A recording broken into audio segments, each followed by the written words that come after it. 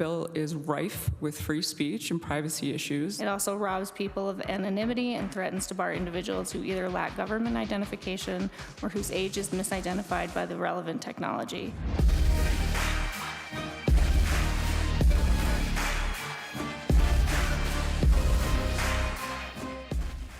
Well, we're trying to play catch up to the situation. Even though we've been trying to get ourselves back in shape and order again. So many issues, but we're starting to work it back in. So you'll be seeing a lot more content very soon.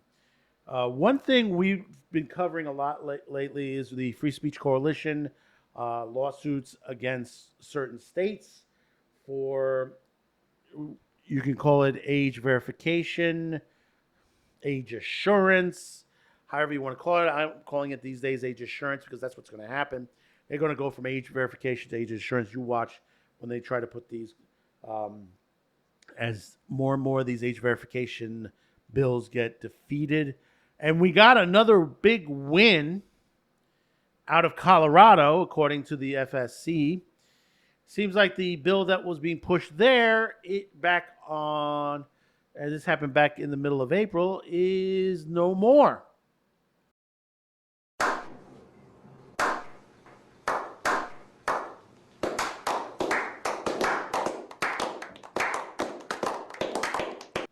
So we're going to read this statement from the FSC, Free Speech Coalition.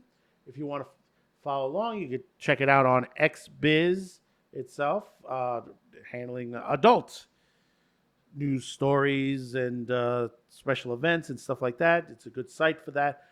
Same thing with adult video news. But before we read into this, don't forget to comment, like, share, and hopefully today's the day I've earned your subscription. Once again, we are in the middle of construction. We are rebuilding. We've just got some new funding, new equipment, microphones, computers. We are doing it. Hopefully soon we'll be doing live feeds. We will be testing it very soon. So if you see something on it, come aboard and say something on that. And also, we're making ourselves aware on other sites, including Culture Casino and Sci-Fi Snob.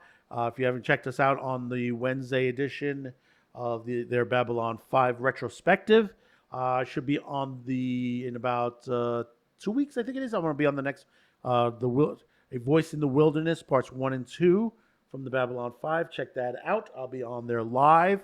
It runs around 11 p.m. Eastern on his channel. I'll put the link to his channel below there. So go over, subscribe, give him some love, and do check us out on that particular live stream. So, reading off on this, Free Speech Coalition has announced that with its help, Colorado recently introduced age verification bill has been defeated. The statement follows: Colorado SB 201, an age verification bill that would have required any sites with material harmful to children to pay for both age verification of users and audits of third-party age verification providers. Failed to secure a Senate vote after opposing from Free Speech Coalition and others. We work hard to educate allies and legislators on this bill, says Allison Bowden, Executive Director of the Free Speech Coalition. It was introduced with bipartisan support and almost no formal opposition. We met with legislators and allies to help them understand the technical and legal issues with this bill, as well as how it could be weaponized against non-adult content. Over the coming year, we will work with legislators to find efficient solutions that don't jeopardize users' privacy or Coloradans' First Amendment rights. And I said this before. They will weaponize this against non-adult content. They will go after things that what they want to do is they want to flip the years back to the Hays Code and obscenity laws. That's right. They want to go back to that. Bowden testified before Colorado State Health and Human Services Committee in March, explaining to the legislators the myriad of problems with age verification at the platform level. She pushed legislators to work with stakeholders on effective solutions such as a device-level verification and defended the industry against the attacks from sometime hostile legislators. Other civil liberty groups joined the opposition, including the ACLU of Colorado, Fight for the Future, Woodhull Freedom Foundation, and the Center for LGBTQ plus Economic Advancement and Research. In addition to the direct legislative work, FSC directed members and fan base in Colorado to contact state legislators, issuing action alerts to drive calls and emails opposing the bill. FSC work is often instrumental in stopping bad bills, said Bowden, but to do that, we need to be on the ground fighting. It's only through the support of our members that we are able to achieve these victories. I thank our members for supporting us and encouraging those who are not yet members to join the fight. The more members we have, the more effective we can be. Colorado is the fourth state to fail to pass age verification bill this legislative session, following the defeat of age verification bills in Nevada, New Mexico, and West Virginia. But as I said before, and as it's said in this statement, when it comes to age verification, age assurance, any bill that's going to say we're here to protect the children. Oh, won't somebody please think of the children? Is a red herring. Basically, it is a lie. It is basically to push laws to censor everything, to kill the First Amendment. Because basically they don't want certain things said. They don't want certain things made fun of.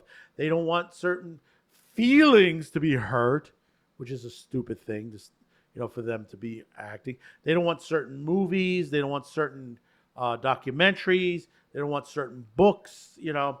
This has happened before. This, we went through this. In the 30s, 40s, 50s, and into the 60s, we had the Hays Code. Until the Hays Code was deposed in the late 50s, and we got into the early 70s, where these obscenity laws were crushed, and you got to see a lot out there. I mean, you look at the renaissance of the filmmaking of the and broadcast television of the 1970s, 80s, and 90s. We wouldn't have shows like Good Times, All in the Family, The Jeffersons, Chico and the Man. We wouldn't have shows like that. No. Because people would find it offensive. And if they find it offensive, basically it cannot be made. This is the thought patterns. Look at the remake of a lot of these shows that they've come back and what they've done to them. They're not good at all. You can't get that magic that was back then. But you're starting to change things around. And this is what they're trying to do. They're trying to change things. And now what they're doing is, first they're putting warnings on the films. They say, it's, this was from a different time period and different thought and stuff like that. The thought was an artistic expression. Always remember, filmmakers, writers, directors, people who write books, people who do comic books, these are all expressions of artwork. They're artists. They put themselves ahead and say, this is what I want in this particular piece of artwork. Whether it's a movie, whether it's a TV series, whether it's a book in a library, and you look to the perspective that is not only this, that they want to knock on comedy as well. They want to go after Dave Chappelle.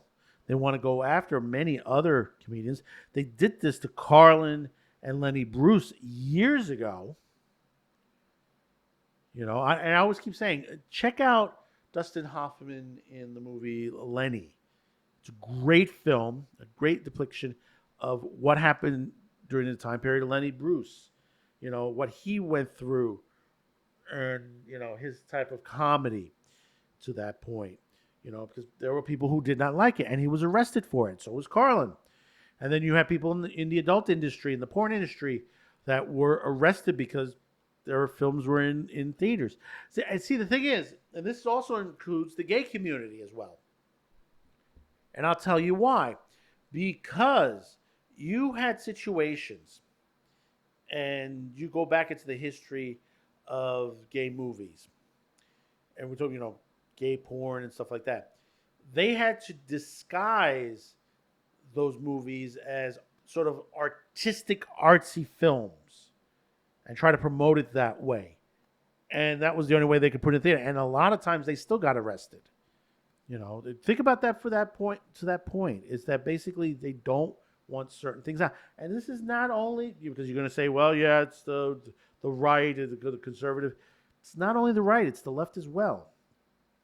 It's those in the radical right, those in the radical left, those in certain church groups and stuff like that. Like the Mormon Church happens to be one of the ones that pushes it up, because Utah was one of the earliest ones. And some of this is funded back by the CCP.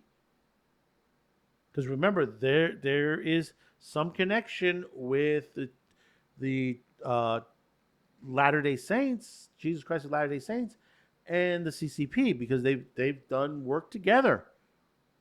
Now, is everybody in there working for that? No.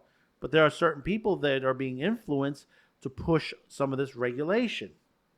Anytime when it has to deal with the First Amendment, you have to question it. Because basically, always, these things are going to violate the First Amendment.